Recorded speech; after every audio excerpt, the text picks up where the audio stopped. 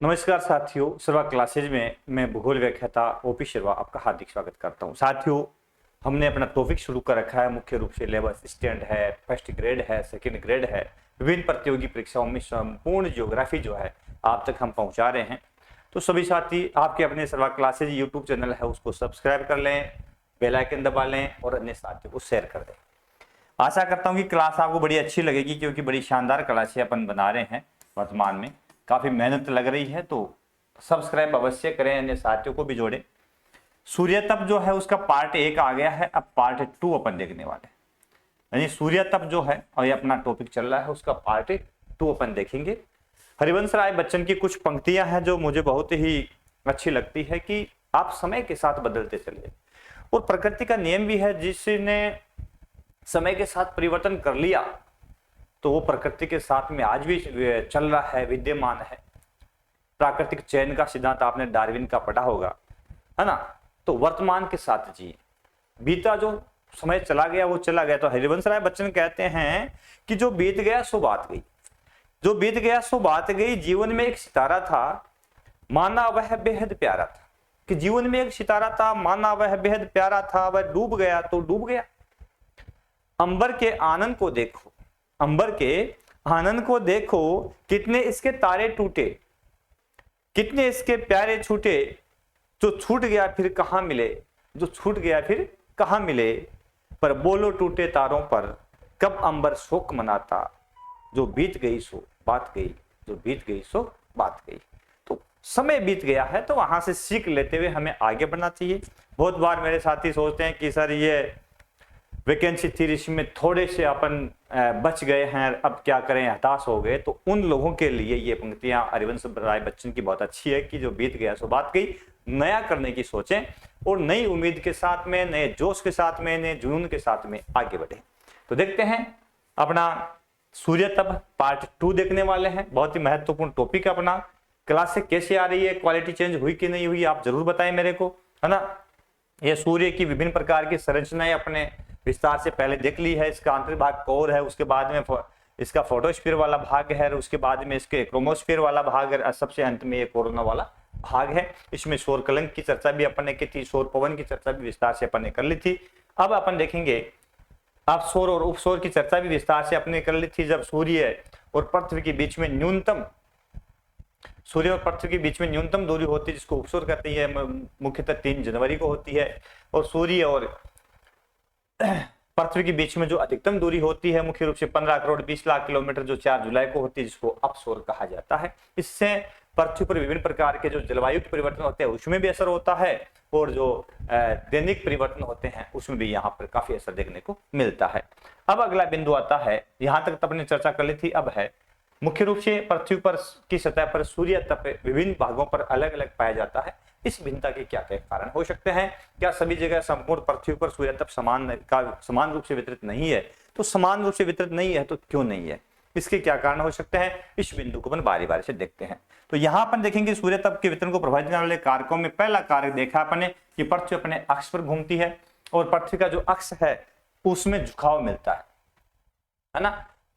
अब वो भाग, जैसे 2 गतियां मैंने बताई थी आपको पृथ्वी के, तो अपने अक्ष पर 24 घंटे मेघ चक्कर लगभग पूरा करती है, 23 घंटे 56 मिनट और 4 सेकंड मेघ चक्कर पूरा कर लेती है। एक उसकी परिपथ जो होता है, इसका जो ऑर्बिट होती है, जो सूर्य के चारों ओर ही अपनी परिक्रमा करती है, तो उसको मुख्य रूप से अपन क्या कहते हैं, उसको उसकी परिक्रमण गति कहते हैं, एक उसकी परिभ्रमण गति है। तो ये दोनों गतियां बड़ी महत्वपूर्ण पर पृथ्वी की, तो इन दोनों गतियों को विस्तार से अपन समझेंगे। उसके बाद में पृथ्वी की जो गतियां हैं उसके बेस पे ही सूर्य की किरणों का नतिकोण अपन भी यहाँ पर देखेंगे, क्योंकि जब सूर्य पृथ्वी जो है उस पर सूर्य की जो रेडिएशन पड़ती है, वो रेडिएशन सभी जगह एक समान रूप से नहीं पड़ती। कई ऐसे भाग है जहां पर सूर्य किरणें तिरछी पड़ती है, और कई ऐसे भाग है जहां पर सूर्य किरणें सीधी पड़ती है। बिल्कुल प्रयोग के साथ में अपन इसको समझेंगे। दिन की अवधि छोटी बड़ी होना, अपन जो जो भूमध्य रेखीय प्रदेश से ध्रुवों की ओर जाते हैं तो दिन की अवधि में परिवर्तन होता चला जाता है। हालांकि ये परिवर्तन सभी जगह समान रूप से अपना प्रभाव नहीं डालता, बताऊंगा क्यों नहीं डालता। क्या कारण है इसका, वो भी मैं चर्चा आपके समक्ष करूंगा। फिर है वायुमंडल की पारदर्शिता। तो वायुमंडल के अंदर विभिन्न भागों में जैसे कि मेघाच्छन्न होता है, धूल धुआं नमक के कण होते हैं, जलवाष्प होती है, बहुत सारे वायुमंडल में इस तरह के परिवर्तन देखने को मिलते हैं या तत्व पाए जाते हैं। तो ये सभी तत्व जो है तापमान के वितरण को कहीं ना कहीं प्रभावित करते हैं, क्योंकि तापमान का परावर्तन कर देते हैं, प्रकीर्णन कर देते हैं और अपवर्तन कर देते हैं, जिसके कारण मुख्य रूप से जो तापमान है संपूर्ण पृथ्वी पर एक समान रूप से वितरित नहीं हो पाता है। और फिर है स्थल विन्यास। स्थल विन्यास में अपन देखेंगे कि पृथ्वी पर कई ऐसे प्रदेश है जहाँ पे अपन देखते हैं कि पहाड़ी क्षेत्र हो गया, यदि मरुस्थलीय प्रदेश हो गया, रेतीली मिट्टी वाला प्रदेश हो गया, महासागरीय क्षेत्र हो गए, तो ये अपने अपने स्वभाव के कारण जो है तापमान के जो ग्रहणशीलता कह सकते हैं या तापमान को जो ग्रहण करते हैं उनकी प्रवृत्ति भिन्न भिन्न पाई जाती है। ठीक है ना। तो ये अलग अलग भागों में अलग अलग रूप से अपन इसको विस्तार से देखेंगे कि कहाँ पे तापमान अधिक होता है और कहाँ पे तापमान मंद पाया जाता है।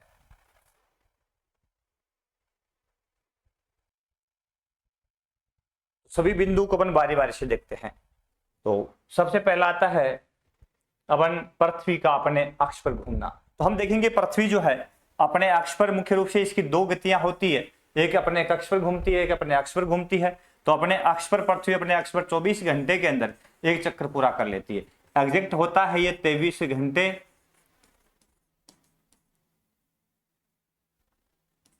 56 मिनट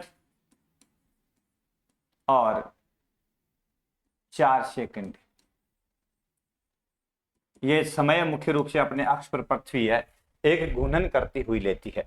उसके बाद ये पृथ्वी का अक्ष से सूर्य के चारों ओर परिक्रमण की गति समतल कक्षा पर अपन देखेंगे तो 66.5 डिग्री का कोण बनाता है, ये भी बताऊंगा। तो ये भी बड़ा महत्वपूर्ण है। तो पृथ्वी का अक्ष पर घूर्णन जो कहते हैं और एक परिभ्रमण कहते हैं और परिक्रमण कहते हैं।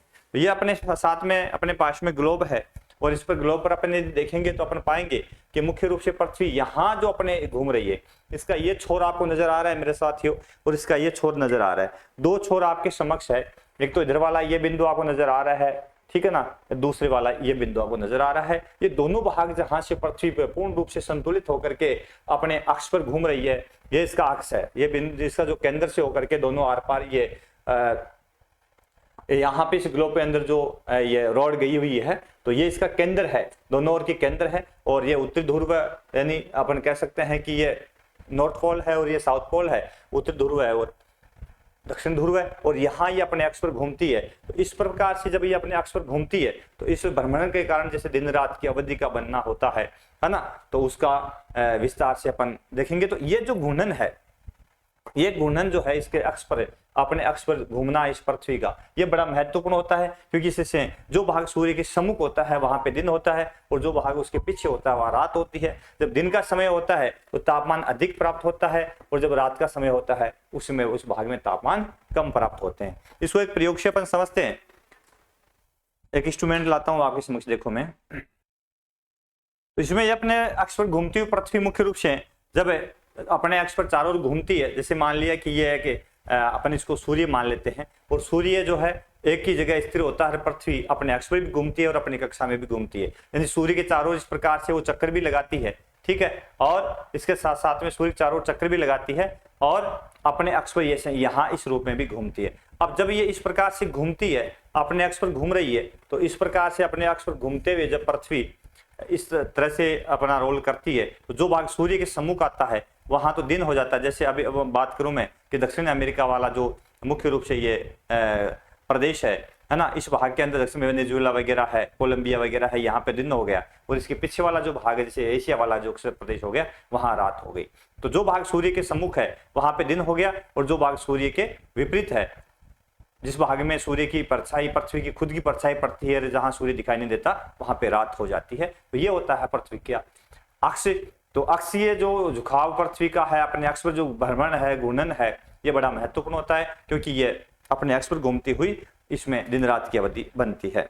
दूसरा आता है कि जब पृथ्वी अपने अक्ष पर झुकी हुई है, कितनी झुकी हुई है, तो अपने इसका अक्ष जो है ना, सूर्य की जो कक्षा है उसके साथ में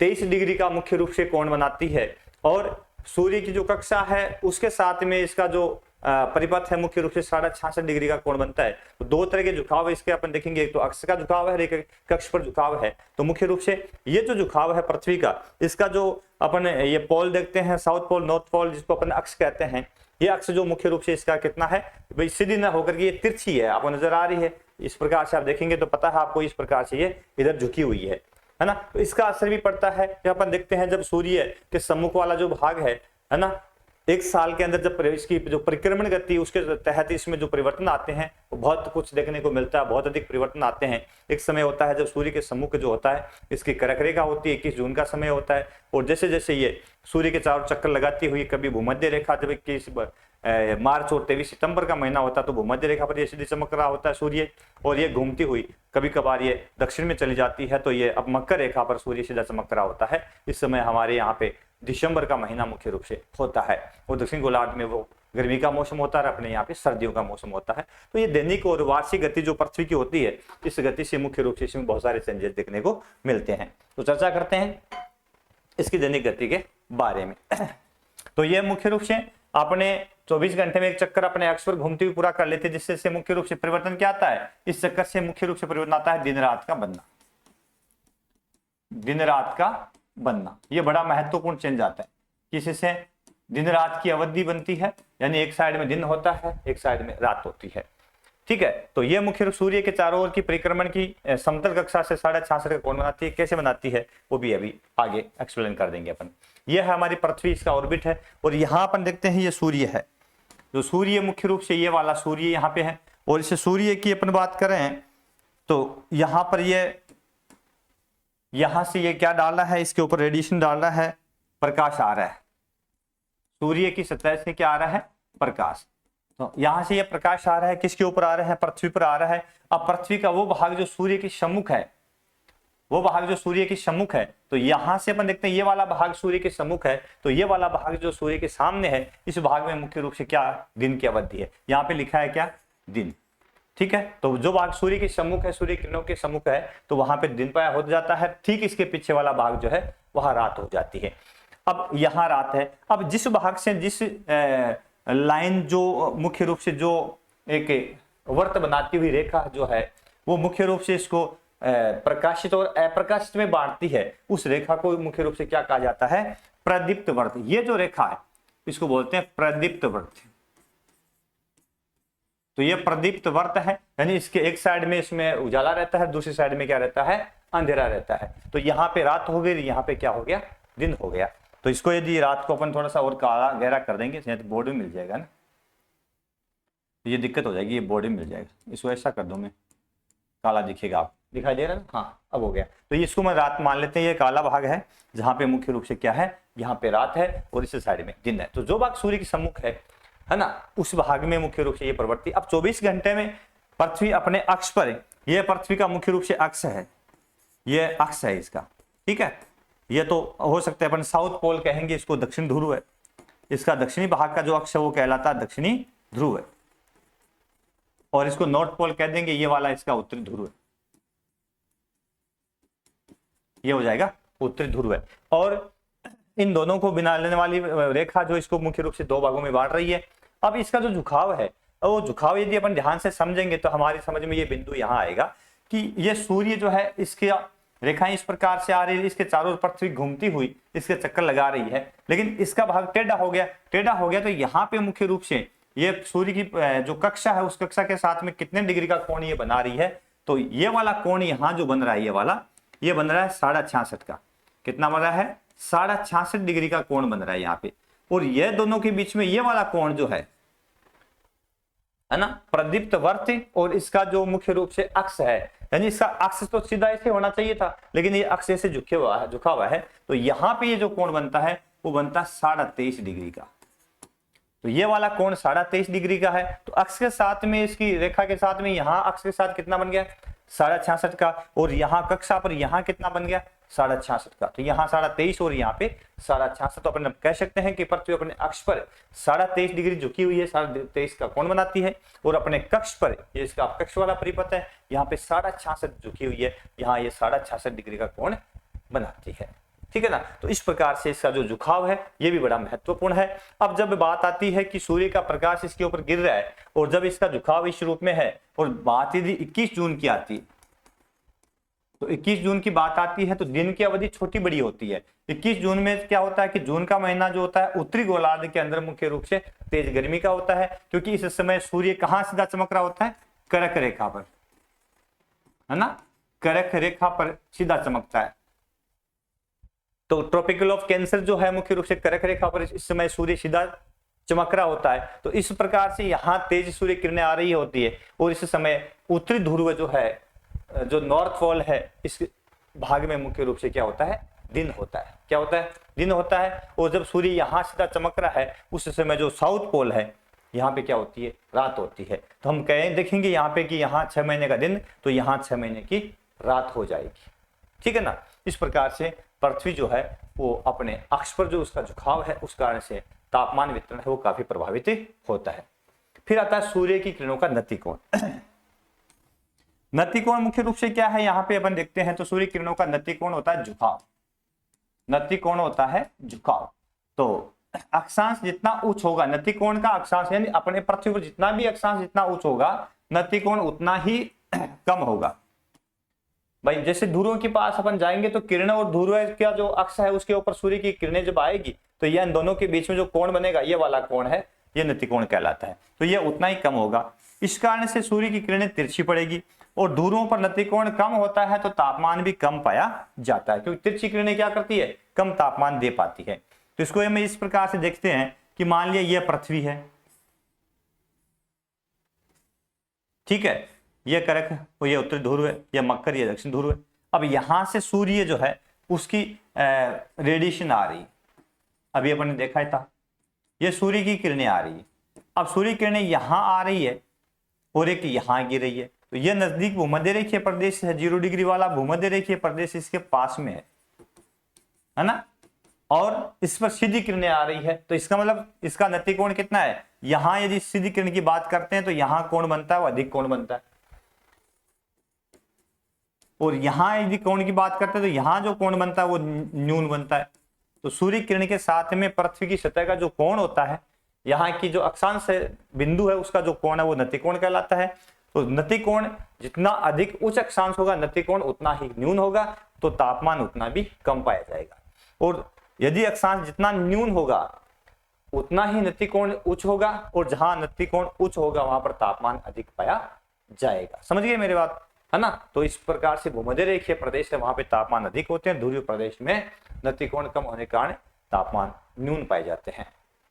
फिर आता है अगला दिन की अवधि। तो ये भी बड़ी महत्वपूर्ण बात है कि पृथ्वी पर सभी जगह दिन क्या समान रूप से 12-12 घंटे का दिन होता है, नहीं होता, ये भी चेंज होता है। तो कहाँ पे दिन की अवधि बड़ी होती है, कहाँ पे छोटी होती है, ये भी देखो फर्क देखने को आपको मिलेगा कि पृथ्वी के भूमध्य रेखा के से ध्रुवों की ओर जाने पर दिन की अवधि प्रभावित होती है। कैसे होती है कि भूमध्य रेखा पर 12 घंटे का दिन और 12 घंटे की रात होती है, लेकिन अपन जो जो ध्रुवों की ओर जाएंगे तो ध्रुवों पर यह अवधि 6 माह की हो जाएगी, 6 माह का दिन और 6 माह की रात हो जाएगी। चेंज है। चेंज का कारण मुख्य रूप से क्या है, क्यों ऐसा होता है, तो इसके पीछे कारण है कि अपन पृथ्वी की जो आकृति है वो मैंने पहले ही बताया था आपको, कैसी है, लद्वक्ष गोलाभ की आकृति, लद्वक्ष गोलाभ की आकृति है। दूसरा, पृथ्वी की जब सूर्य की जो आभासी गति होती है, पृथ्वी की परिक्रमण जो होती है उसके साथ उसका जो कॉम्बिनेशन इस प्रकार का है कि एक बार तो सूर्य कर्क रेखा पर सीधा चमक रहा होता है, एक बार मकर रेखा, और 2 बार भूमध्य रेखा पर सीधा चमक रहा होता है। तो इस कारण से इसकी दिन की अवधि है वो प्रभावित होती है। डायग्राम अपन लेते हैं, अपना जो इंस्ट्रूमेंट है उसके ऊपर अपन देखते हैं किस प्रकार से दिन की अवधि है प्रभावित होती है। अब मान लेते हैं कि सूर्य किरणें पृथ्वी घूम रही है और सूर्य किरणें भूमध्य रेखा पर सीधी चमक रही है। इसका मतलब भूमध्य रेखा दिन की अवधि कैसी होगी, 12 घंटे का दिन और 12 घंटे की रात होगी, ठीक है। यहाँ 12 घंटे दिन और 12 घंटे की रात होगी अपने समक्ष भूमध्य। लेकिन जब सूर्य यहाँ कर्क रेखा पर सीधा चमक रहा है उत्तरी गोलार्ध के अंदर, इस भाग में कर्क रेखा पर सीधा चमक रहा है, तो आप देखेंगे कि जो दक्षिणी गोलार्ध वाला भाग है, यहाँ जो साउथ पोल है, इस साउथ पोल पर क्या सूर्य की रोशनी पहुंच रही है, नहीं पहुंच रही है। है ना। यहाँ रोशनी नहीं आ रही है, ये तो अंधेरे में रह गया ना ये वाला भाग, तो यहाँ रोशनी है मुख्य रूप से, ये कर्क रेखा पर सीधा चमकता है, तो दक्षिणी ध्रुव जो ये वाला भाग है यहाँ पे रात होती है, समझ गए। और उत्तरी ध्रुव है तो इसके ऊपर रोशनी आ रही है, क्योंकि ये तो यही सामने हो गया ये वाला भाग। अब रात क्यों होती है? क्योंकि इसी पृथ्वी की परछाई पड़ती है ना। सूर्य की रोशनी वहां नहीं पहुंच पाती है, क्योंकि इसी पृथ्वी की खुद की क्या पड़ती है, परछाई पड़ती है। तो इसकी रोशनी हम उत्तरी पोल पे अपन दे रहे हैं, साउथ जो नॉर्थ पोल है उसके ऊपर देख रहे हैं, पूरा पूरा प्रकाशमान है ना, लंबे समय तक। यहाँ पे देखो आपको उजाला उजाला दिखाई दे रहा है, जब ये कर्क रेखा पर चमक रहा होता है उस समय उजाला दिखाई दे रहा है। इसका मतलब ये हुआ कि इस समय जब 21 जून का समय होता है, इस समय उत्तरी ध्रुव जो है ना उसके ऊपर दिन की अवधि पाई जाती है। फिर धीरे धीरे पृथ्वी घूमती हुई ऊपर नीचे होती है, सूर्य तो अपनी जगह स्थिर है। अब जब भूमध्य रेखा पर सीधा चमक रहा है तो दोनों ओर अपन देखते हैं दिन की अवधि बराबर रहती है, यानी 12 घंटे का दिन भूमध्य रेखा पर और 12 घंटे की रात होती है ना। तो यहां से अब पुनः क्या होता है, ध्रुवों के ऊपर दिन की जो अवधि है उसमें चेंज शुरू हो जाता है। अब धीरे धीरे पृथ्वी कहाँ आएगी, ये दिसंबर माह तक 22 दिसंबर मकर रेखा पर सीधा चमकना शुरू कर देगी। और 22 दिसंबर पर जब मकर रेखा सीधी चमक रही है, अब आप देख पाओगे कि जो साउथ पोल है, साउथ पोल पर रोशनी प्रारंभ होगी ना, और नॉर्थ पोल है वहां पे अंधेरा हो गया, क्योंकि पृथ्वी का जो उभरा हुआ भाग है उसकी छाया वहां पड़ रही है, इस कारण से वहां पे अंधेरा हो गया और यहाँ पे रोशनी होगी। अब 6 महीने का दिन कब हो गया, दिसंबर का जब महीना आता है उस समय दक्षिण गोलार्ध के अंदर जो साउथ पोल है यहाँ पे 6 महीने का दिन शुरू हो जाता है, और नॉर्थ पोल है वहां पे 6 महीने की रात शुरू हो जाती है। तो दिन की अवधि भी क्या है, इसकी जो गोलाकार है, लद्वक्ष गोलाव इसकी शेप है, इस कारण से मुख्य रूप से इस पृथ्वी के ऊपर दिन की अवधि छोटी और बड़ी होती है। अभी बताऊंगा मैं कैसे होती है, और भी विस्तार से हम आपको बताएंगे। देखो आप देखते रहें, सर्वा क्लासेस शेयर करते रहने, साथियों को जोड़े, बहुत पूर्ण विस्तार के साथ में इसको अपन पढ़ेंगे तो हमारे समझ में आ ही जाएगा। अब देख लो यहाँ नति कोण मैंने भाई बता दिया था आपको कि जो भी रेखा सूर्य की ओर आ रही है, सूर्य की रोशनी आ रही है, यहाँ इस अक्ष के साथ में जो मुख्य रूप से इसका नॉर्थ पोल है, उत्तरी जो ध्रुव है, इस ध्रुव के साथ में यदि अपन इसका जो नति कोण है ये न्यून है, कैसा है, न्यून कोण है, तो यहाँ पे सूर्य की जो किरण आती है मुख्य रूप से काफी लंबी दूरी तय करती है, और यहाँ पे यदि इसका कोण देखते हैं तो यहाँ पे अधिक कोण है, और अधिक कोण होने के कारण इस भाग के अंदर मुख्य रूप से ऊर्जा जो है सूर्य किरणें है थोड़े प्रदेश पर ज्यादा पड़ती है, और थोड़े प्रदेश पर ज्यादा पड़ने के कारण इस भाग में क्या करती है, वो अधिक ऊर्जा प्रदान करती है, तो यहाँ के तापमान बढ़ जाते हैं। तो यहाँ सूर्य तप अधिक प्राप्त होता है, यहाँ पे सूर्य तप ध्रुवों की ओर न्यून प्राप्त होता है, ये नतिकोण के कारण, ये तो मैंने बता ही दिया था। अब आता है सूर्य तप जो होता है उसके मुख्य रूप पाए जाते हैं, अलग अलग रूप देखने को मिलते हैं। तो सूर्य ताप या सौर विकिरण का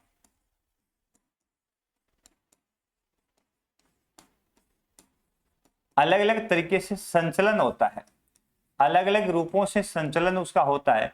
तो वो कौन कौन से रूप है उसके संचलन के, सबसे पहले आता है प्रत्यावर्तन, रिफ्लेक्शन, रिफ्लेक्शन प्रत्यावर्तन। इसमें क्या होता है कि जो भी सौर विकिरण आती है डायरेक्ट टकरा करके वापस लौट जाती है, वापस लौट जाना प्रत्यावर्तन कहलाता है। हम पढ़े थे 9th क्लास में, जब थे 10th क्लास में थे तो प्रकाश का अपवर्तन पढ़े थे। जो ही फोकस डालते हैं अपन किसी दर्पण पर तो सीधा टकरा करके वापस उसकी सम्मुखी वो रोशनी, वो किरणें वापस जाती है, तो इसको बोलते हैं रिफ्लेक्शन या प्रकाश का प्रत्यावर्तन। तो जब किसी वस्तु की सतह पर पहुंचने वाली ऊर्जा, विकिरण कह दो चाहे ऊर्जा कह दो, एक ही बात है, का जितना भाग सतह से टकरा कर वापिस लौट जाता है उसे उसका प्रत्यावर्तन गुणांक या एल्बिडो कहते हैं। क्या कहते हैं उसको, एल्बिडो कहते हैं। तो जितना भाग टकरा करके जब वापस लौट जाता है तो उसको अपन क्या कहते हैं, उसका एल्बिडो। तो इससे सदा प्रतिशत में व्यक्त करते हैं एल्बिडो को। और ये पृथ्वी का एल्बिडो पूछ लिया, पिछली बार फर्स्ट ग्रेड में पूछा था, बड़ा इंपॉर्टेंट प्रश्न है कि पृथ्वी का एल्बिडो कितना है मुख्य रूप से, तो पृथ्वी का एल्बिडो है 35%। कितना है, 35%। ये भाग क्या है कि सूर्य की सतह पर, जो पृथ्वी की सतह पर सूर्य की जो रोशनी आती है वो टकरा कर वापिस परावर्तित हो जाती है, और यह परावर्तित मात्रा ही क्या है, एल्बिडो है। विस्तार से मैं बताऊंगा आपको, जब ऊष्मा बजट में आगे बताऊंगा आपको विस्तार से, तो उसमें इसको अपन और विस्तार से देखेंगे। ये 35 इकाई है कौन कौन सी। तो 35 इकाई जब सूर्य की रोशनी आती है, तो सूर्य से जो भी रोशनी आ रही है, सूर्य तक प्राप्त हो रहा है, तो अपन देखेंगे यहाँ पे जो ऊपरी वातावरण है उस वातावरण में बादल पाए जाते हैं, और बादल जो है इन बादलों से मुख्य रूप से 27 इकाई वापिस परावर्तित हो जाती है। कितनी? 27 इकाई परावर्तित हो जाती है। फिर यहाँ हिम शिखर पाए जाते हैं जहां सदैव बर्फ जमी रहती है। तो ये हिम जो शिखर है ना, हिम शिखरों से टकरा करके मुख्य रूप से 2% या 100 में से 2 इकाई कह दो, चाहे 100 में से कह रहे हैं तो 2% इकाइयां वापिस चली जाती है। इसके अलावा जो ऊपरी वायुमंडल है, ऊपरी वायुमंडल है, इस ऊपरी वायुमंडल के अंदर मुख्य रूप से कितनी इकाई? 6 इकाई जो है, 6% इकाई ऊपरी वायुमंडल के द्वारा अवशोषित कर ली जाती है या वापिस टकरा करके लौटा दी जाती है। इसका मतलब 27, 6 और 2, तो ये कितनी इकाई हो गई? 35 इकाई। तो ये 35 इकाई जो है पृथ्वी पर पहुंचने से पहले ही वापिस परावर्तित हो जाती है, इसलिए इन इकाइयों को पृथ्वी का एल्बिडो कहा जाता है ना। अब अपन बादलों से नीचे की ओर आते हैं, नीचे वाले धरातल की ओर आगे बढ़ते हैं, तो अपन देखेंगे कि 65 इकाई पृथ्वी के पास पहुंचनी चाहिए उष्ण बजट के अनुसार, लेकिन 65 में से जो पृथ्वी का धरातल और बादलों के बीच का जो वातावरण सौरमंडल का ये जो भाग है, इसमें लगभग 14 इकाई और खर्च हो जाती है। तो पृथ्वी की सतह पर कितनी पहुंची? 51 इकाई। पृथ्वी द्वारा काम में ली गई जो ऊर्जा है सूर्य तप की, वो कितनी है? 51% है। विस्तार से मैं उसमें बजट पढ़ाऊंगा तो इसको और विस्तार से अपन डायग्राम से बता दूंगा। तो ये हो गया पृथ्वी का परावर्तित मात्रा 35% है, तो पृथ्वी का एल्बिडो कितना है? 35 इकाई। फिर दूसरा आता है विसरण या प्रत्यावर्तन, डिफ्यूज या रिफ्लेक्शन। तो डिफ्यूज रिफ्लेक्शन क्या होता है, विसरण प्रत्यावर्तन क्या होता है? इसमें होता है कि वायुमंडल में व्याप्त धूल कण, नमक के कण और जल कण, नमक कण जल कणों के द्वारा विद्युत चुंबकीय लघु सौरिक विकिरण के, तो मैंने बताया था कि सूर्य की विकिरण होता है उसको लघु तरंग दैर्ध्य कहा जाता है, क्योंकि इसकी जो तरंग की जो लंबाई होती है वो कम होती है ना। तो सौर विकिरण जो आती है उसको लघु तरंग दैर्ध्य कहा जाता है, याद रख लेना। और जो पार्थिव विकिरण आती है उसको दीर्घ तरंग दैर्ध्य कहा जाता है। और जिस तरंग की जितनी लंबाई न्यून होती है वो उतनी ही काफी लंबी दूरी तय करती है, ये भी आप ध्यान रखोगे। या जो वस्तु जितनी अधिक गर्म होती है, प्लैंक का नियम आएगा, हम पढ़ेंगे विस्तार से। तो जो वस्तु जितनी अधिक गर्म होती है उतनी अधिक ऊर्जा विकिरित करती है और उतनी अधिक लघु तरंगों का विकिरण करती है और उतनी ज्यादा दूरी तक वो तापमान को संचारित करती है ना। प्लैंक का नियम भी है इसके अंदर। परिकिरण को विसरित प्रत्यावर्तन भी कहा जाता है, तो ये बिंदु भी इसका विसरित प्रत्यावर्तन, ये भी ध्यान रखोगे आप। इस प्रक्रिया द्वारा कुछ तरंगे शून्य में लौट जाती है जबकि कुछ ऊर्जा निचले वायुमंडल में मौजूद रहती है। इस कारण से रात में हम चंद्रमा के अंधेरे भाग को भी देख पाते हैं, है ना। तो कुछ ऊष्मा है वो वायुमंडल में रहती है और कुछ ऊष्मा है वापस लौट जाती है। तो विसरण के कारण या प्रत्यावर्तन के कारण अपन रात के समय देखें तो बहुत बार अपने को अंधेरे में भी चंद्रमा का कुछ भाग दिखाई देता है। तो ये किस कारण से होता है? धूल धुएं कण के कारण तापमान का क्या होता है? रिफ्लेक्शन पड़ता है, परछाई पड़ती है, और रिफ्लेक्ट होने के कारण मुख्य रूप से हमें अंधेरे में भी जो चंद्रमा है वो कभी कभार दिखाई देता है, ठीक है ना। जिसको रथोंधी है उसको तो नहीं दिखाई देता, लेकिन फिर भी सामान्य व्यक्ति जो होता है उसको आसानी से ये दिखाई देता है। तीसरा भाग आता है तापमान का रूप जो आता है अब्जॉर्ब कर लेना, है ना। तो अब्जॉर्प्शन होता है अवशोषण, है ना। अब्जॉर्ब कर लेना, तो अब्जॉर्ब होता है मुख्य रूप से अवशोषण कर लेना। तो इसमें क्या होता है कि जो भी तापमान की इकाइयां आती है, सौर विकिरण की इकाई आती है, उसका अवशोषण हो जाता है। यानी कुछ वायुमंडल में जलवाष्प, धूल के कण, धुएं के कण या अन्य जो तत्व होते हैं, है ना, वो क्या करते हैं कि उस तापमान की ऊष्मा को अपने में समाहित कर लेते हैं, यानी उसको सोख लेते हैं, ठीक है ना। तो यह होता है अवशोषण। प्रवेशी सौर विकिरण ऊर्जा के कुछ भाग को किसी वस्तु या वायुमंडल तत्व द्वारा अवशोषित कर लेना ही अवशोषण कहलाता है। जैसे जलवाष्प, ऑक्सीजन और नाइट्रोजन गैसेज क्या करती है? सूर्य से आने वाली सौर विकिरण को यह ऑब्जर्व कर लेती है। जैसे सूर्य से विकिरण आ रही है और रास्ते में धरातल के पास में हमने यहां देखा कि काफी मात्रा में जलवाष्प थी, और यह जलवाष्प क्या करती है? सूर्य के तापमान की जो इकाइयां हैं, मान लिया यहां से 15 इकाई आ रही थी, और जैसे ही ये इकाई इस वातावरण के संपर्क में आती है, जहां पे मुख्य रूप से नमी थी, जलवाष्प थी, उसके संपर्क में जैसे ही आती है तो ये क्या करती है, इसमें से मान लिया 6 इकाई खर्च कर देती है। 6 इकाइयां का अवशोषण हो जाता है। ये जलवाष्प जब सूखती है तो तो वो क्या करेगी, तापमान को न्यून कर देगी। तो ये तापमान को न्यून करना ही तो अवशोषण है साथियों, है ना। फिर शेष इकाइयां जो मुख्य रूप से धरातल पर पहुंचती है वो कितनी पहुंचती है, 9 इकाई। अब इसमें से 6 कहां चली गई, तो 6 इकाई कहां चली गई, इसका हो गया अवशोषण। 6 इकाई का क्या हो गया, अवशोषण हो गया, समझ गए। ये काम में ले ली गई, है ना, इस वायुमंडल में पाए जाने वाले जलवाष्प के द्वारा या ऑक्सीजन के द्वारा या नाइट्रोजन गैस के द्वारा इसका अवशोषण कर लिया गया। ठीक है, उसके बाद में आता है अगला रूप, अब है प्रकीर्णन। तो प्रकीर्णन होता है स्कैटरिंग, मुख्य रूप से होता है स्कैटरिंग या प्रकीर्णन कहते हैं इसको मुख्य रूप से। तो जो स्कैटरिंग होता क्या है, तो वायुमंडल में व्याप्त कुछ कण, जैसे धूल के कण है, नमक के कण है ना, आदि जो या गैसों के अणु होते हैं, चाहे ऑक्सीजन के हो चाहे नाइट्रोजन के हो, वो क्या करते हैं कि सौर विकिरण के कुछ भाग को विभिन्न दिशाओं में भेज देते हैं, विभिन्न दिशाओं में भेज देते हैं। तो ये होता है, एक तो होता आवर्तन, एक होता परावर्तन। तो यहां प्रकीर्णन को हम आवर्तन के रूप में भी कह ले सकते हैं, आवर्तन, है ना। एक तो रिफ्लेक्शन और एक रिफ्रैक्शन। तो यहां ये आवर्तन है, रिफ्रैक्शन, आवर्तन और परावर्तन। तो रिफ्लेक्शन और रिफ्रैक्शन, तो ये रिफ्रैक्शन होता है एक प्रकार से।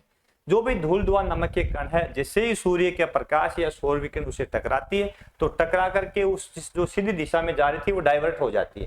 तो ये डाइवर्जन जो होता है उसको अपन क्या बोलते हैं, प्रकीर्णन बोलते हैं या रिफ्लेक्शन बोलते हैं, है ना।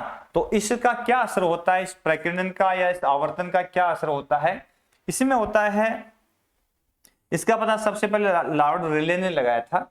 और इससे उदय व अस्त होते सूर्य का रंग लाल दिखाई देता है, तो ये प्रकाश के प्रकीर्णन के कारण ही होता है। और आकाश का रंग नीला दिखाई देता है। तो ये आप ध्यान रखोगे, महासागरों में जल है उसका रंग नीला है, आसमान की परछाई दिखती है, आसमान को अपन देखते हैं तो इसका रंग नीला दिखाई देता है। तो इसका यह उसके प्रकीर्णन, प्रकाश के प्रकीर्णन के कारण या उसके आवर्तन के कारण ही होता है। क्योंकि जैसे ही इन धूल धुएं नमक के कणों से सूर्य विकिरण की तरंगे आकर के टकराती है तो वो वापिस उसके कुछ बिंदु उसको वापिस परावर्तित कर देते हैं उसी दिशा में, और दूसरा उनकी दिशा मोड़ करके साइड में भेज देते हैं। तो उसको अपन बोलते हैं आवर्तन। अब इसको यदि हम सिंपल से डायग्राम से समझे तो ऐसे समझ सकते हैं कि हम इसको यदि सूर्य की सतह, सूर्य ले, यहाँ पे दोनों बिंदु में आपको बता देता हूं। ठीक है, यह सूर्य है और यहां पे धरातल पर इसका प्रकाश हमें प्राप्त हो रहा है। धरातल पर सूर्य का प्रकाश हमें उपलब्ध हो रहा है, यह हमारा धरातल है। इसके ऊपर मुख्य रूप से सूर्य का प्रकाश हमें प्राप्त होता है और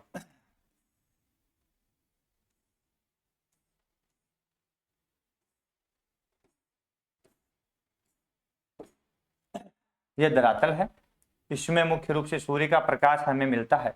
ठीक है, अब सूर्य की रेडिएशन आ रही है और रेडिएशन को अपन में इस डायग्राम के माध्यम से यहां से इस प्रकार से मैं सूर्य किरणों को डाल देता हूं। ठीक है, ये आ गई। अब देखो ये किरणों का क्या होता है, आ रही किरणें। अब क्या होता है कि वायुमंडल में मैं बनाता हूं यहाँ पे कुछ कण, जैसे यहाँ पे ये धूल का कण है या नमक के कण है, ये धुएं के कण है, ये बनाता हूं। ठीक है, यहां पे जहां कोई कण नहीं मिला था वहां से तो तरंग सीधे कहां आ गई है, आगे बढ़ गई, जैसे ये सीधी आ गई। लेकिन जैसे ये धूल धुएं के कण है, धूल कण वायुमंडल में मिले इन सौर विकिरण को, ये सौर विकिरण समझ में आ गया होगा, आ भी जाएगा, आप तो ध्यान से पढ़ते रहे बस। सौर विकिरण तो सूर्य की किरणें जैसे ही आ रही है धरातल की ओर आ रही है, हम देख रहे हैं बीच में धूल धुएं नमक के कण विद्यमान रहते हैं वायुमंडल में, उल्काओं के अवशेष भी वायुमंडल में पाए जाते हैं। जैसे ये तरंग इसी से टकराती है तो एक तरंग का तो क्या होता है, इसको मैं कलर दूसरा दे देता हूं, नीला कलर दे देते हैं आप, है ना। तो ये तरंग क्या करती है, यहां से टकराई और वापस इसी दिशा में मुड़ गई, यह टकराई वापस इधर मुड़ गई। यह तरंग जो जिस रूप में वापस मुड़ी है, तो यहां तो इसको अपन कह देंगे, इसको तो कह देंगे परावर्तन। तरंग का किसी धूल धुएं कण के साथ में टकरा करके वापस चले जाना, यह रिफ्लेक्शन, परावर्तन, ठीक है। और एक होता है कि यह कण यहां टकराई, ये तरंग जो है, और यहां टकरा करके मुख्य रूप से ये यहां से टकराती इधर चली गई, ये देखो, ठीक है। तो ये थोड़ा चेंज कर दिया कि यहां से टकराई इस पिंड से, और ये जो पिंड अपने पास में ये वाला है, ये क्या है, धूल कण, तो यहां से टकरा करके ये इधर चली गई है, तो यहां से एक इधर चली गई है, और यहां से इधर आ रही थी, यहां से वापस ये इधर चली गई थी, है ना। तो इसको बोलते हैं अपन, इसको कह देंगे आवर्तन, रिफ्रैक्शन या प्रकिरणन,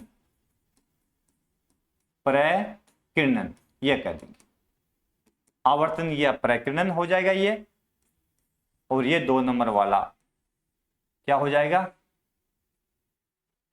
अपवर्तन कह दो चाहे परावर्तन कह दो, यह परावर्तन हो गया। ये लो जी, 2 शब्द आपके मेरे हिसाब से बिल्कुल समझ में आ गए होंगे, इजी भाषा में एकदम शॉर्ट वे के अंदर सामान्य तरीके से मैंने आपको बताने का प्रयास कर दिया है। फिर आता है अपना वायुमंडल का तापन और शीतलन। तो वायुमंडल गर्म होता है, ठंडा होता है, तो इसका तापन और शीतलन क्या है, तो इसमें भी 3 रूप अपन देखेंगे, वायुमंडल का तापन और शीतलन।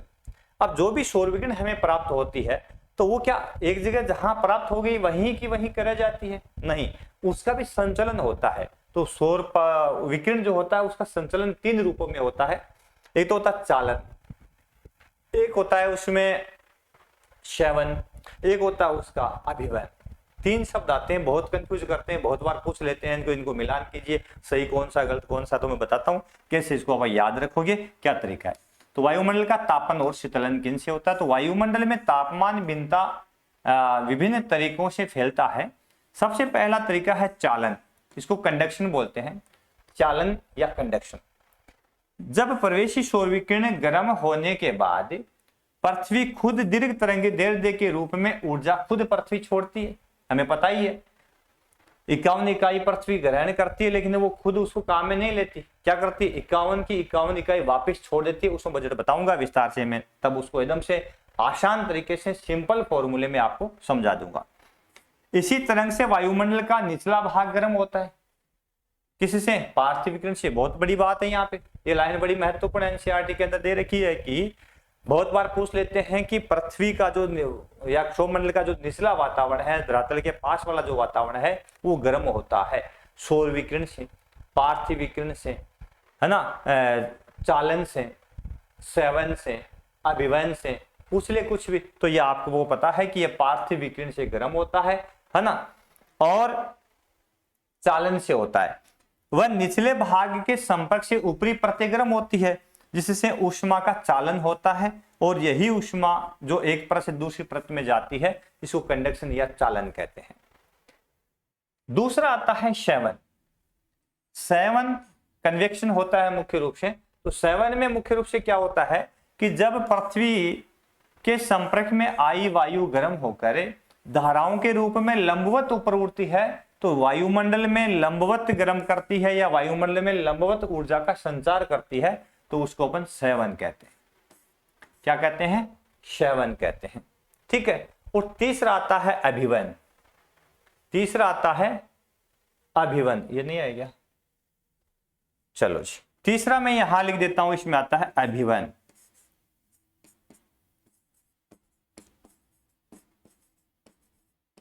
अब इस अभिवन में क्या होता है, इसमें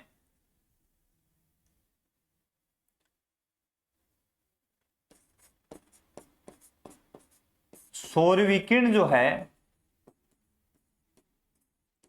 से गर्म पृथ्वी का या ऊर्जा, पृथ्वी की ऊर्जा का क्षैतिज संचलन, जब इसका क्षैतिज संचलन होता है, धरातल के पास पास जो संचलन होता है उसको अपन अभिवयन कहते हैं। अभिवयन कहलाता है। अब अभिवयन के तहत आप उदाहरण क्या लोगे, जैसे कि इसमें उदाहरण क्या लेंगे अपन, भूमध्य रेखीय प्रदेश से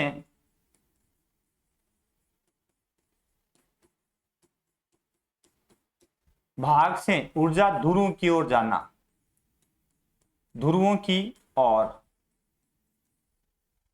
ऊर्जा का स्थानांतरण, ये क्या है, मुख्य रूप से अभिवयन कहलाता है। क्या कहलाता है, अभिवयन कहलाता है। अब इसका डायग्राम में बताता हूं आपको, अभिवयन क्या है, चालन क्या है और क्षयवन क्या है। एक डायग्राम यहां बनाता हूं सबसे पहले चालन का।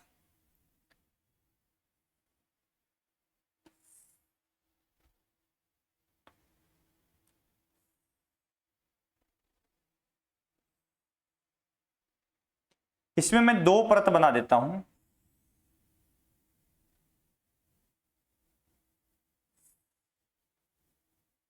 है ना, और एक भाग जो है उसको ठंडा कर देते हैं, दूसरे को गर्म कर देते हैं। तो ये भाग तो है गर्म और ये भाग है ठंडा, यानी ये परत जो है वो गर्म है, दूसरी वाली ठंडी है। ये गर्म परत है और ये वाली थोड़ी सी हल्की है, तो ये ठंडी परत है। अब क्या होता है, एक कंडीशन अहोई असंरचना, तापमान का चालन, कंडक्शन। अब जब इस गर्म परत से तापमान जो है इसके संपर्क में आकर के ऊपरी जो परत है इसमें यदि यहां जाता है, इस गर्म भाग से दूसरे भाग में तापमान का जब संचरण होता है, यह संचरण मुख्य रूप से क्या कहलाता है, यानी ए भाग से जो गर्म है बी की ओर इसका प्रवाह होता है जब तापमान का, तो इसको बोलते हैं अपन चालन। क्या बोलते हैं, चालन। इसमें क्या होता है कि चालन तब तक होता है जब तक दोनों का तापमान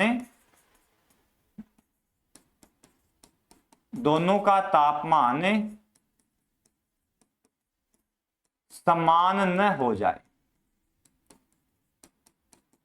ठीक है, तब तक चालन रहता है। इसके लिए एक शर्त यह है कि दोनों परतों का संपर्क जरूरी है, दोनों परतों का संपर्क जरूरी है। यह बहुत जरूरी है चालन के अंदर कि दोनों का आपस में संपर्क रहता है, तभी ऊष्मा का संचरण होता है कम ताप वाली जो भाग है उससे अधिक ताप वाली परत की ओर। ठीक है ना। फिर दूसरा आता है, एक सेकंड, लैपटॉप पूरा डिश है, इसको चार्ज लगाते हैं। ठीक है, तो ये हो गया चालन। अब दोनों परतों का संपर्क है, सब संपर्क में तापमान अधिक तापमान वाली जो पिंड है वहां से न्यून तापमान वाले पिंड की ओर विकिरण का प्रवाह है या ऊष्मा का प्रवाह होता है, जो मुख्य रूप से चालन कहलाता है। तब तक होता रहेगा जब तक कि दोनों का या तो संपर्क नहीं टूट जाता या फिर दोनों का तापमान इक्वल नहीं हो जाता, तब तक इसमें यह संचलन होता रहेगा। बी कंडीशन देखते हैं, दूसरा ब भाग इसका अपन देखते हैं। बी कंडीशन जो है वो क्या रहती है, देखो उसको बोलते हैं अपन 7। सिमिलर ही है, इसी किसी तरह है, लेकिन थोड़ा चेंज है इसके अंदर। क्या चेंज आता है इसके अंदर, इसमें जैसे अपन करते हैं कि ये धरातल ले लिया अपन ने, ठीक है, और इस धरातल पर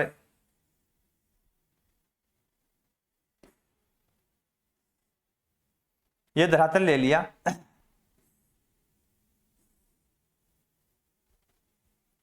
इस धरातल से ऊष्मा का स्थानांतरण होता है यहां से ऊष्मा का स्थानांतरण होता है किस ओर, लंबवत। यहां से ऊष्मा यदि इस ओर ऊपर की ओर जा रही है, यह पार्थिव विकिरण है। क्या है, पार्थिव विकिरण। इस प्रकार से ऊष्मा जो है वो किस ओर जा रही है, इसे धरातल से ऊपर की ओर लंबवत संचलन कहते हैं इसको, है ना, लंबवत संचलन। ऊर्जा का लंबवत संचलन होता है। इस लंबवत संचलन से भी क्या होता है कि धरातल के निचला वातावरण गर्म होता है, फिर ऊपर की ओर का वातावरण धीरे धीरे गर्म होता चला जाता है। इस प्रकार का जो प्रवाह होता है उसको श्रवण कहते हैं। क्या कहते हैं, श्रवण कहते हैं, ठीक है ना। तो ऊष्मा का धरातल से लंबवत संचलन, परिभाषा भी अपन ने ऐसी पढ़ी होगी, श्रवण पृथ्वी उपग्रह के संपर्क में आई वायु गर्म होकर के विभिन्न धाराओं के रूप में लंबवत ऊपर उड़ती है, तो वायुमंडल के लंबवत गर्म करती है, इसको लंबवत संचलन को श्रवण कहते हैं। तो लंबवत संचलन हो गया, समझ गए। तीसरा इसमें आता है, वो आता है इसके अंदर अभिवन। अभिवन में मैंने कहा था कि इसमें होता क्या है कि ऊर्जा जो ऊष्मा है उसका क्षैतिज संचलन होता है। तो क्षैतिज संचलन के लिए मैंने अभी बताया आपको कि यहां मैं डायग्राम बनाता हूं। ओए ओए,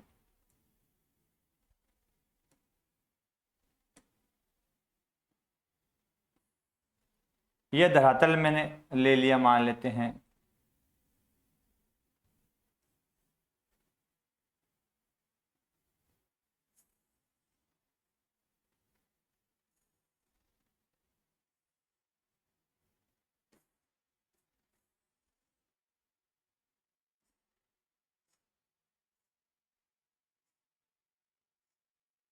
ये धरातल ले लिया और इस धरातल को अपन दिखा देते हैं अलग कलर से।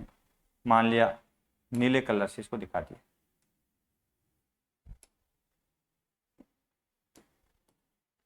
ठीक है। इस नीले कलर से इसको, नीला तो नहीं होना चाहिए धरातल, तो अपन गहरे ब्राउन से दिखाते हैं इसको। ये ब्राउन कलर से उसको दिखा दिया। अब ऊर्जा क्या है, पृथ्वी जो है सौर विकिरण से पृथ्वी के पास में ऊष्मा आई, है ना। सूर्य से क्या आई, अपने को ऊष्मा प्राप्त हुई 51 इकाई, कितनी आई। अब पृथ्वी खुद गर्म होकर के खुद ऊर्जा यहां से निर्मुक्त करती है, यह पार्थिव विकिरण छोड़ती है। लेकिन पार्थिव विकिरण जो है उस विकिरण का जब अब क्या होता है, जो प्रवाह होता है वो ऊपर न होकर के इस ओर होता है, यहां इस ओर होता है। इस प्रकार से अपन देखते हैं कि यह मान लिया भूमध्य रेखीय प्रदेश है, 0 डिग्री भूमध्य रेखा। तो यह भूमध्य रेखीय प्रदेश है जहां पर सूर्य तप सर्वाधिक प्राप्त होता है। यहां से सूर्य तप है, ध्रुवों की ओर उसका गमन होता है ना, ध्रुवों की ओर प्रवाह होता है। इस तरह से जो संचलन होता है ऊर्जा का, उसको अभिवन कहा जाता है। क्या कहते हैं इसको, अभिवन। तीनों शब्द समझ गए होंगे। चालन में क्या है, चालन के अंदर दो परतों का जो असमान तापमान या ऊर्जा वाली होती है उनका संपर्क होना जरूरी है। एक परत गर्म के संपर्क में ठंडी आती है, तो गर्म परत से ऊर्जा का प्रवाह किससे होगा, यह भी ध्यान रखना कि गर्म भाग जो होता है जिसका तापमान अधिक होता है, जिसमें ऊर्जा अधिक होती है, वहीं से होता है। तो उसका प्रवाह है गर्म से ठंडे की ओर होता है। कब तक होता है, या तो दोनों को अलग कर देंगे या फिर अपन दोनों का तापमान समान हो जाएगा तब तक, है ना।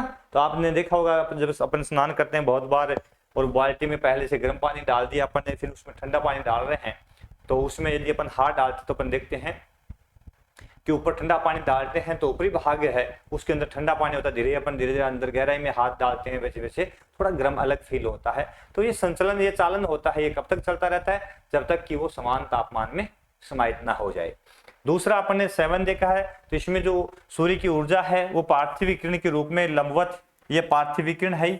जो पार्थिव विकिरण जो है उसका प्रवाह है यदि लंबवत होता है, धाराओं के रूप में ऊपर एक धारा जा रही है, ऊपर की ओर एक धाराओं के रूप में ऊर्जा का इस प्रकार से संचलन होता है, तो जिसको अपन श्रवण कहते हैं।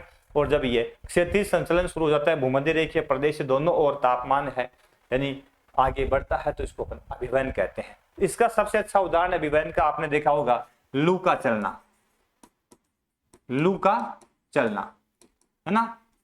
ये लू जो है यह अभिवहन का रूप है। अपन देखते हैं गर्म प्रदेश से गर्म हवा है, वो गर्मी लेकर के ठंडे प्रदेश की ओर जब प्रवाहित होती है मुख्य रूप से, तो अपन देखते हैं कि उस भाग का तापमान भी वो बढ़ा देती है। तो लू चलना क्या है, एक प्रकार का अभिवन है, ठीक है ना। तो 3 रूप इसके आपने देख लिए, मेरे हिसाब से समझ में आ गए होंगे। यदि समझ में फिर भी नहीं आता है तो कमेंट बॉक्स में कमेंट करके अवश्य बताएंगे ताकि हम इसको समझ पाएंगे।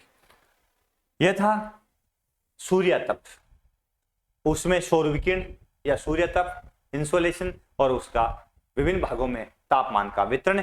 अब अपन देखेंगे अगले बिंदु में ऊष्मा बजट और पृथ्वी संपूर्ण विश्व जो है उस पर तापमान का वितरण।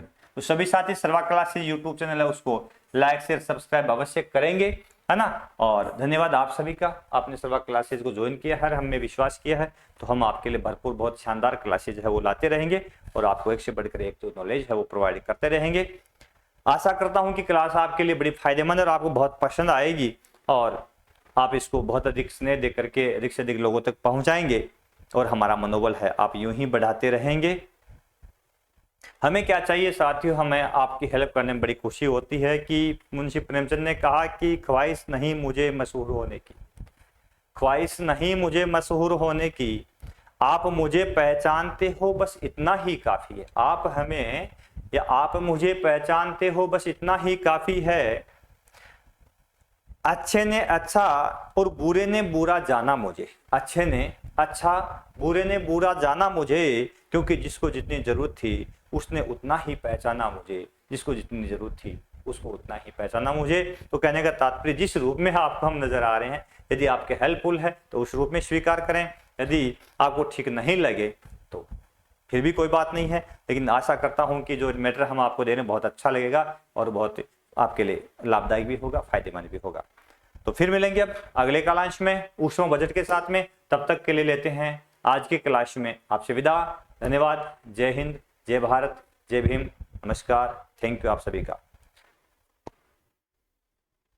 थैंक यू मेरे दोस्त।